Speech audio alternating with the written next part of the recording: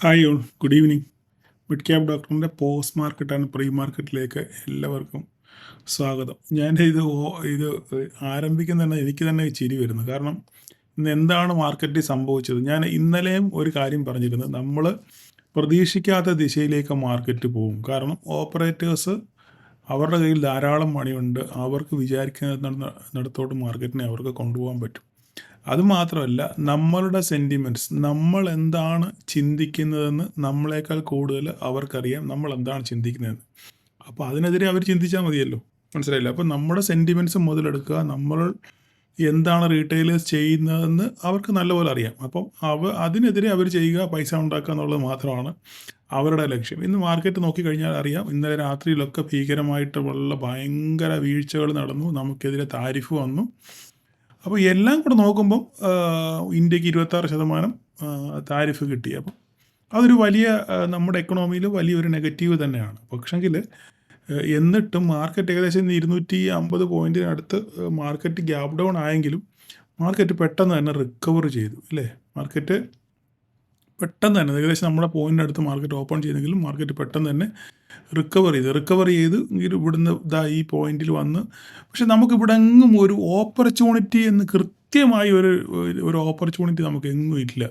എവിടെയെങ്കിലും സ്കാൽപ്പ് ചെയ്ത് 10 പോയിന്റ് ഉണ്ടാക്കി എന്നുള്ളതല്ലാതെ നമുക്ക് കൃത്യമായ ഒരു എൻട്രി ഇവിടെ എങ്ങും നമുക്കില്ല.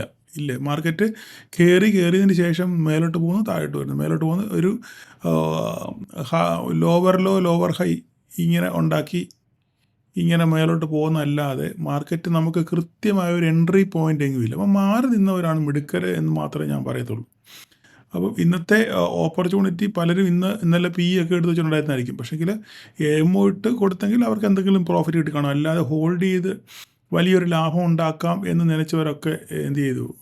അവർ നിരാശപ്പെടേണ്ടി വന്നു. നമ്മുടെ ലെവലുകളൊക്കെ കൃത്യമായിട്ട് വർക്ക് ചെയ്തു. പക്ഷേങ്കിൽ ലെവൽ വർക്ക് ചെയ്തെങ്കിലും നമ്മൾ ഈ വരച്ച 23,284 കറക്റ്റ് 23,284 തന്ന മാർക്കറ്റ് കറക്റ്റായിട്ടൊന്ന് സപ്പോർട്ട് എടുത്ത് മാർക്കറ്റ് ഇവിടെ തന്നെ നിന്ന് മാർക്കറ്റ് പോയി, ഇല്ലേ? അപ്പം ഇതിനകത്ത് നമുക്കൊന്നും പറയാനില്ല, ഒരു കാര്യങ്ങളും ഇതിനകത്ത് പറയാനില്ല. കാരണം മാർക്കറ്റിൽ ഇന്നത്തെ ദിവസം ലെവലുകളോ മറ്റു കാര്യങ്ങളോ ഒന്നും വർക്ക് ചെയ്യത്തില്ല. മാർക്കറ്റിൽ ന്യൂസ് ബേസ്ഡ് മൊമെൻറ്റും ആയിരിക്കും. ന്യൂസിനെ ബേസ് ചെയ്തായിരിക്കും മാർക്കറ്റ്.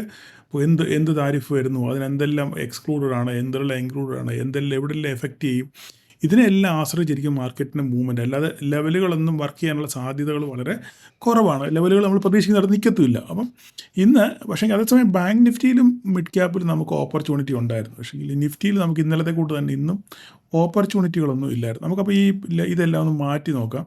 എന്നിട്ട് നാളെ എന്ത് സംഭവിക്കുന്നത് വലുതായിട്ട് കൂടുതലൊന്നും പറയാനില്ല. നമുക്ക് നാളെ എൻ്റെ ഒരു അഭിപ്രായ പ്രകാരം നാളെ ഒരു നെഗറ്റീവ് സെൻറ്റിമെൻറ്റ്സ് ഉണ്ടാകാനുള്ള സാധ്യതയാണ് കൂടുതൽ എന്നാണ് എൻ്റെ ഒരു പേഴ്സണൽ അഭിപ്രായമാണ്. ഞാൻ എപ്പോഴും പറയും, എൻ്റെ വ്യക്തിപരമായ അഭിപ്രായം, എൻ്റെ വ്യക്തിപരമായ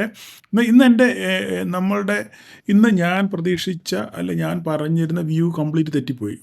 ഞാൻ അക്സെപ്റ്റ് ചെയ്യുന്നു. കാരണം മൊത്തത്തിൽ തെറ്റിപ്പോയി എന്ന് പറഞ്ഞു കഴിഞ്ഞാൽ ലെവലൊക്കെ വർക്ക് ചെയ്തു. പക്ഷേങ്കിൽ നമ്മൾ വിചാരിച്ച ദിശയിലേക്കല്ല മാർക്കറ്റ് പോയി. നമ്മൾ വിചാരിച്ച പോലെ നമുക്കൊരു ട്രേഡ് ഓപ്പർച്യൂണിറ്റി നമുക്ക് കിട്ടിയില്ല, ഇല്ലേ? നമ്മൾ വിചാരിച്ച പോലെ ഒരു ട്രേഡ് ഓപ്പർച്യൂണിറ്റി നമുക്ക് കിട്ടിയില്ല. അത് ഉള്ള സത്യം പറയണമല്ലോ. ഒരു ഹൈ ക്രിയേറ്റ് ചെയ്തു, ഹൈയിൽ നമുക്ക് എന്തെങ്കിലും ചെയ്യാൻ പറ്റുമെന്നൊക്കെ വിചാരിച്ചു. പക്ഷേ ഒന്നും നടന്നില്ല. അപ്പം ഇനി മാർക്കറ്റിൽ എന്താണ് സംഭവിക്കുന്നത്? ഓക്കെ, അപ്പോൾ എന്നും നമ്മൾ പറയുന്ന പോലെ നമ്മുടെ വഴിക്കോ മാർക്കറ്റ് വരണമെന്നോ പറയുന്ന പോലെ സംഭവിക്കണം നിർബന്ധമൊന്നുമില്ല. അങ്ങനെയാണെങ്കിൽ പിന്നെ നമ്മൾ ദൈവമായി പോകും, ഇല്ലേ? നമ്മൾ പറയുന്ന പോലെ തന്നെ സംഭവിക്കണം എന്നുണ്ടെങ്കിൽ നമ്മൾ ദൈവമായി പോകും. അപ്പം മാർക്കറ്റിൽ നമ്മളെപ്പോഴും പ്രോബബിലിറ്റിയെ പറ്റി സംസാരിക്കുന്നത്, ഓക്കെ, സാധ്യതകളെ പറ്റി സംസാരിക്കുന്നത്. ആ സാധ്യതകൾ എത്രത്തോളം യൂട്ടിലൈസ് ചെയ്യാൻ പറ്റുന്നോ അത് ഉപയോഗിക്കാമെന്ന് മാത്രമേ ഉള്ളൂ. ഓക്കെ, അപ്പോൾ ഇനിയിപ്പോൾ നമുക്കിതിനിവിടെ ചിന്തിക്കാനുള്ളത് 2 കാര്യങ്ങളാണ്. മാർക്കറ്റ് ക്ലോസ് ചെയ്തേക്കുന്നത് 23,250 കറക്റ്റായിട്ടാണ് ക്ലോസ് ചെയ്തേക്കുന്നത്. 23,250 മാർക്കറ്റ് ക്ലോസ് ചെയ്തേക്കുന്നത്. താഴെയാണ് ക്ലോസിങ് ചാർട്ടിനകത്ത് കാണിക്കുന്നതെങ്കിലും 23,250 മാർക്കറ്റ് ക്ലോസ് ചെയ്തേക്കുന്നത്. ഓക്കെ, അപ്പം ഇനി നമുക്ക് നാളെ എന്താണ് സംഭവിക്കുന്നത്? അപ്പം ഞാൻ പേഴ്സണലായിട്ട് പറഞ്ഞു കഴിഞ്ഞാൽ മാർക്കറ്റ് നാളെ ഒരു നെഗറ്റീവ് സെൻറ്റിമെൻറ്റ്സ് തരാനാണ് സാധ്യത കൂടുതൽ. ഇന്ന് ഇപ്പോൾ US മാർക്കറ്റ് ഏകദേശം 800 പോയിൻ്റൊക്കെ പൊട്ടി നിൽക്കുകയാണ്. അപ്പോൾ അതിൻ്റെ ഒരു അലയൊലി നമ്മുടെ മാർക്കറ്റിൽ എന്തായാലും കാണണം. ഇവിടെ പോയി മാർക്കറ്റ് അപ്പം നാളെ ഞാൻ വിചാരിക്കുന്ന ഒരു നെഗറ്റീവ് സെൻറ്റിമെൻറ്റ്സ് തന്നെ വരാനുള്ള സാധ്യതയാണ് നാളെ വളരെ കൂടുതൽ. കാരണം ഇതിൻ്റെ അലയൊലികൾ നമ്മുടെ മാർക്കറ്റിനെ സ്വാധീനിച്ചിട്ടില്ല. അത് മാത്രമല്ല ഇപ്പോഴത്തെ സെൻറ്റിമെൻറ്റ്സ് എന്ന് പറഞ്ഞു കഴിഞ്ഞാൽ നമുക്ക് ചുറ്റുമുള്ള നോ ഡേറ്റ എന്തോ പ്രശ്നമുണ്ട്. ഓക്കെ, അപ്പോൾ നമുക്ക് പറയാം, അപ്പോൾ അത് നമുക്ക് ഇന്ന് സംസാരിക്കാം, അപ്പോഴത്തേക്ക് അത് വന്നോളൂ. നമുക്ക് ചുറ്റുമുള്ള ഇപ്പോൾ ഇന്ത്യക്ക് ചുറ്റും ഉള്ള കുറേ കൺട്രികളുണ്ട് ഇല്ലേ? ബംഗ്ലാദേശുണ്ട്,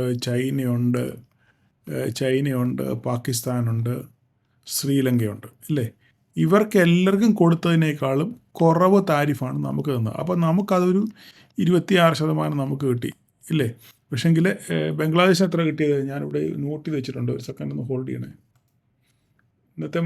ഇന്നത്തെ സംഭവം വലിയ ഇന്നത്തെ വീഡിയോയ്ക്ക് വലിയ ഗുമ്മൊന്നും കാണത്തില്ല, എങ്കിലും നിങ്ങൾ മനസ്സിലാക്കാൻ ശ്രമിക്കുക എന്തൊക്കെയാണ് സംഭവിച്ചെന്നുള്ള കാര്യം. ഓക്കെ, അപ്പോൾ നമ്മൾ മാർക്കറ്റിൽ നോക്കിക്കഴിഞ്ഞാൽ വർക്ക് ചെയ്യുന്നില്ല. ഓക്കെ, ഇന്ത്യക്ക് 26%, ബംഗ്ലാദേശിന് 37%. ബംഗ്ലാദേശിന് 37% അടിച്ചു കൊടുത്തു. ചൈനയ്ക്ക് 34%. ചൈനയ്ക്ക് 34%. പിന്നെ പാകിസ്ഥാൻ 29. ശ്രീലങ്കയ്ക്ക് 44%. ഓക്കെ, ഇത്രയുമാണ് അടിച്ചു കൊടുത്തത്. അപ്പം കമ്പാരിറ്റീവ്ലി നമ്മൾ നോക്കുവാണെങ്കിൽ നമുക്ക് 26 വളരെ കുറവാണ്. അപ്പം തമ്മിൽ ഭേദം തൊമ്പെന്ന് പറഞ്ഞ പോലെ നമ്മുടെ ചുറ്റും കിടക്കുന്ന രാജ്യങ്ങളെക്കാളും 26% നമുക്ക് കുറവ് കിട്ടി എന്നുള്ളൊരു മേൽക്കോയ്മ നമുക്കുണ്ട്. ഓക്കെ, അപ്പോൾ അതുകൊണ്ട് അതൊരു അനുകൂല ഘടകമായിട്ട് മറ്റുള്ളവർ എക്സ്പോർട്ട് ചെയ്തതിനേക്കാളും കുറച്ച് താരിഫിൽ നമുക്ക് എക്സ്പോർട്ട് ചെയ്യാൻ പറ്റും എന്നുള്ള ഒരു പോസിറ്റീവ് സെൻറ്റിമെൻറ്റ്സ് അവിടെ ഉണ്ട്. അതുകൊണ്ടായിരിക്കണം ഒരു പക്ഷെങ്കിൽ നമ്മുടെ മാർക്കറ്റ് ഇടിയാഞ്ഞത്. പക്ഷേ അതുകൊണ്ട് നാളെ ഇടിയാതിരിക്കണം എന്ന് യാതൊരു നിർബന്ധമില്ല. ഇന്നത്തെ US മാർക്കറ്റ് ബാക്കി ഗ്ലോബൽ എല്ലാം വളരെ നെഗറ്റീവാണ്. അതുകൊണ്ട് നാളെ എന്ത് സംഭവിക്കും എന്നുള്ളത് നാളെ മാർക്കറ്റ് ഓപ്പൺ ചെയ്യുമ്പോൾ മാത്രമേ അറിയത്തുള്ളൂ. നിഫ്റ്റി നമ്മുടെ മാർക്കറ്റ് ക്ലോസ് ചെയ്തതിന് ശേഷം വീണ്ടും താഴോട്ട് പോകാൻ തുടങ്ങി. ഇതിപ്പോൾ എന്തോ പ്രശ്നമുണ്ട്.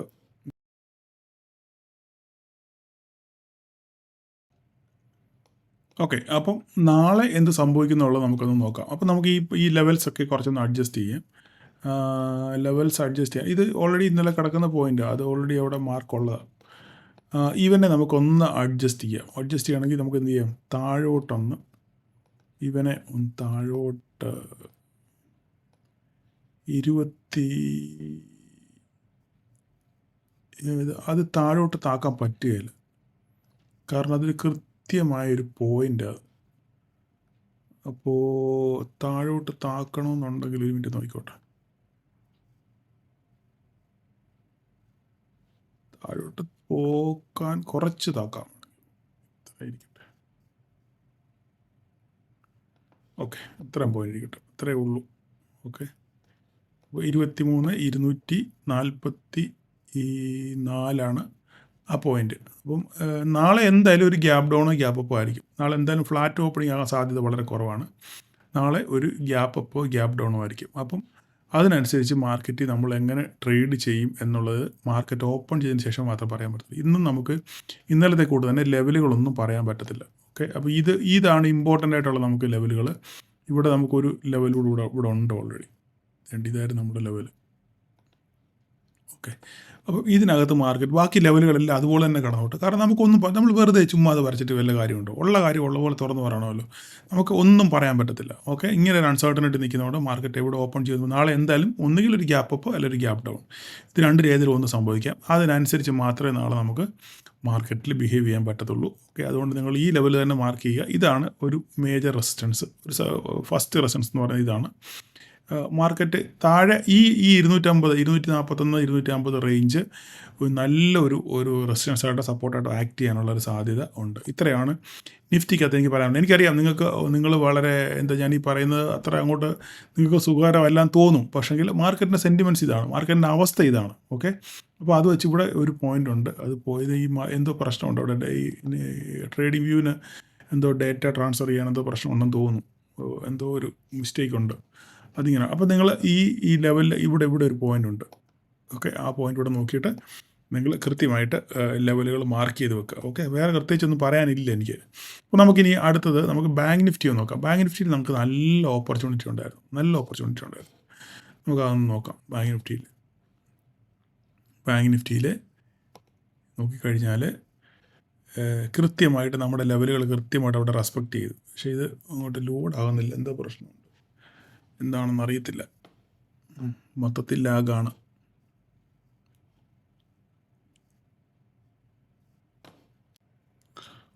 ഹായ്, ഇത്രയും നേരം ഞാൻ താമസിക്കാൻ കാര്യം വെച്ചാൽ നമ്മുടെ ഈ ട്രേഡിംഗ് വ്യൂ വർക്ക് ചെയ്യുന്നില്ല. ട്രേഡിംഗ് വ്യൂവിൽ എന്തോ പ്രശ്നമുണ്ട്. കുറേ നേരം ഞാൻ വെയിറ്റ് ചെയ്തു. അപ്പോൾ ഞാൻ വിചാരിച്ച് കുറേ കഴിയുമ്പോൾ ശരിയാകുമെന്ന് വിചാരിച്ചു. പക്ഷേ ട്രേഡിംഗ് വ്യൂവിൻ്റെ ചാർട്ട് ചെയ്തിട്ട് ഓപ്പൺ ആകുന്നില്ല. അപ്പോൾ നമ്മൾ ചെയ്തുകൊണ്ടിരിക്കുന്നതിനാണ് എന്തോ പ്രശ്നം പറ്റിയത്. നമ്മുടെ കുഴപ്പമില്ല, അവിടുത്തെ എന്തോ സെർവറിൻ്റെ മിസ്റ്റേക്ക് എന്തോ ആണെന്ന് തോന്നുന്നു, അറിയത്തില്ല. അപ്പോൾ ബാങ്ക് നിഫ്റ്റിയും മിഡ് ക്യാപ്പും ഞാൻ നാളെ രാവിലെ ഗ്രൂപ്പിനകത്തിൽ ഞാൻ ചാർട്ട് ഇട്ടേക്കാം. ഓക്കെ, ഇപ്പോൾ അത് ചെയ്യാൻ പറ്റുന്നില്ല. അപ്പം ഒരു സമ്മറി ഇപ്പം പറയും. ഇപ്പോൾ ഏകദേശം ഇപ്പം സമയം, നാട്ടിലെ സമയം ഇപ്പം ഏകദേശം 8:30 അപ്പോൾ ഇപ്പം നിലവിൽ നമ്മൾ നോക്കുകയാണെന്നുണ്ടെങ്കിൽ ഡൗ ജോൺസ്, ഇതിപ്പോൾ investing.com എന്നുള്ള ഇതാണ് കാണുന്നത്. ഡൗ ജോൺസ് ഏകദേശം 1544 പോയിൻറ്റ് പൊട്ടി നിൽക്കുകയാണ്. ഓക്കെ, നമ്മുടെ ഇന്ത്യൻ മാർക്കറ്റ് പിന്നെ അവസാനിക്കുമ്പം ഡൗ ജോൺസിൻ്റെ ഫ്യൂച്ചർ ഏതാണ്ട് 900 പോയിൻ്റ് കണ്ടായിരുന്നു. ഇപ്പോൾ 1544 പോയിൻ്റ് ഡൗ ജോൺസ് പൊട്ടി നിൽക്കുന്നത്. S&P 4.5% പൊട്ടി. 243 എന്നൊക്കെ പറഞ്ഞത് വളരെ സിവിയറാണ് S&P 500. അതുപോലെ നാസ്ഡാക്കും 5.5% 1000 പോയിൻറ്റിനടുത്ത് പൊട്ടി. ഇതെല്ലാം ചുരുക്കം പറഞ്ഞു കഴിഞ്ഞാൽ മറ്റുള്ള രാജ്യങ്ങൾ അഫക്റ്റ് ചെയ്തതിനേക്കാൾ കൂടുതൽ ഇപ്പോൾ അമേരിക്ക ഇത് അഫക്റ്റ് ചെയ്യുന്നുള്ളതാണ് ഇതിൻ്റെ മഹാരസം. അപ്പോൾ ഇതിൻ്റെ ഒരു ഗുണം ചിലപ്പം ഒരു പക്ഷേ നാളെ നമുക്കൊരു ഗ്യാപ് ഡൗൺ ആയിട്ട് കിട്ടാൻ സാധ്യതയുണ്ട്. അങ്ങനെയാണെന്നുണ്ടെങ്കിൽ 23,000 ആയിരിക്കും നമ്മുടെ മേജർ സപ്പോർട്ട്. ഓക്കെ, 23,000 ആയിരിക്കും നിഫ്റ്റിയിലെ നമ്മുടെ മേജർ സപ്പോർട്ട്. അത് ബ്രേക്ക് ചെയ്യുന്നുണ്ടോ ഇല്ലയോ എന്നുള്ളതാണ് നമുക്ക് നോക്കാൻ. ഇപ്പോൾ ഫർദർ ഡെവലപ്മെൻറ്റ്സ് നമ്മൾ ബാക്കിയുള്ള യൂറോപ്യൻ മാർക്കറ്റ് നോക്കുകയാണെങ്കിൽ ഇത് കാണുന്ന ജർമ്മനിയാണ്, ഡാക്സ് ഈ കാണുന്നത്. ജർമ്മനി 655 പോയിൻ്റ് വീണു. ഓക്കെ, UK 151 പോയിൻ്റ് വീണു. കാനഡ 261 പോയിൻ്റ് വീണു. അപ്പോൾ ഇതെല്ലാം പൊട്ടി, എല്ലാം നല്ല രീതിയിൽ മാർക്കറ്റ് പൊട്ടി നിൽക്കുകയാണ്. അപ്പം അതുകൊണ്ട് നാളെ നമുക്കും ഒരു ഗ്യാപ് ഡൗൺ നല്ലപോലെ കിട്ടാനുള്ള സാധ്യത ഉണ്ട്. ഞാൻ ആദ്യമേ പറഞ്ഞ പോലെ തന്നെ ഇന്ന് കിട്ടാത്തത് ചിലപ്പോൾ ഒരു പക്ഷെങ്കിൽ നമുക്ക് നാളെ കിട്ടാനുള്ള സാധ്യത ഉണ്ട്. അപ്പം നമുക്ക് നാളെ രാവിലെ ഞാൻ ബാങ്ക് നിഫ്റ്റിയുടെ മിഡ് ക്യാപ്പിൻ്റെ ചാർട്ട് ഇട്ടേക്കാം. അപ്പം എല്ലാവരും നാളെ സൂക്ഷിച്ച് ട്രേഡ് ചെയ്യാൻ ശ്രമിക്കുക. ലെവൽ നമുക്കൊന്നും പറയാൻ പറ്റില്ല. നാളെ ഗ്യാപ് ഡൗൺ ആകുമ്പോൾ നമ്മൾ എന്ത് ലെവൽ പറയാനാണ്. അപ്പം ഗ്യാപ് ഡൗൺ ആണെന്നുണ്ടെങ്കിൽ 23,000 ആയിരിക്കും നമ്മുടെ മേജർ സപ്പോർട്ട്. ഓക്കെ, പഴയ ലെവലുകളൊക്കെ അതുപോലെ തന്നെ നമുക്ക് വർക്ക് ചെയ്യും. ഓക്കെ, അതുകൊണ്ട് എല്ലാവരും സൂക്ഷിച്ച് കണ്ട് ട്രേഡ് ചെയ്യുക. എനിക്കറിയാം ഇന്ന് പലർക്കും നല്ലപോലെ നഷ്ടമുണ്ട് എല്ലാവർക്കും. കാരണം ട്രേഡ് ഇല്ലാത്തടത്ത് ട്രേഡ് എടുക്കാൻ പോയി കഴിഞ്ഞാൽ നഷ്ടം വരും. അത് പറഞ്ഞിട്ട് കാര്യമില്ല. ഇപ്പം നിങ്ങളെ തന്നെ നിങ്ങളാണ് നിങ്ങളെ തന്നെ നിയന്ത്രിക്കേണ്ടത്. ഓക്കെ, അപ്പം അത് സൂക്ഷിച്ച് കണ്ട് ചെയ്യാൻ ശ്രമിക്കുക. Okay, thank you all.